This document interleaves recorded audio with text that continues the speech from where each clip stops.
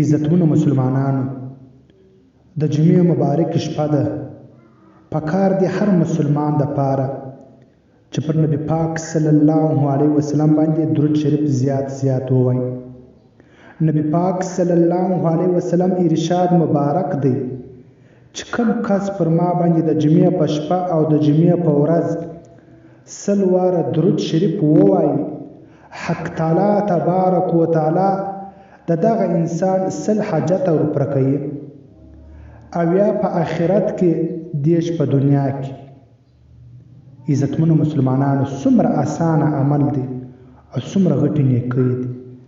یقینا موږ او تاسې د دنیا د پاره څومره محنتونه کوو چې ځای کس یو کاربار راشي چې داسې ځن دی د دنیا و آخر کونې ته ځان پسې رسوو چې هغه ګټه موږ ترلاسه کړو، لیکن د آخرت هغه سخته ورځ، د آخرت هغه پټې خزانې دا اوس نه ښکاره کېږي.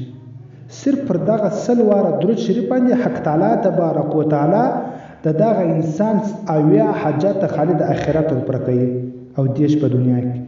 پکار دی عزتمنو چې پر خپل ګران نبی پاک صلی الله علیه وسلم باندې درود شریف زیات ووایي. په خپل دا حدیث واورو او نور مسلمانانو پر دا حدیث ورسوو. شعب الایمان حدیث نمبر 3015 کې دا حدیث راوړی دی. نو پکار دی عزتمنو په دا حدیث باندې عمل وکړو، د نور مسلمانانو پر ورسوو.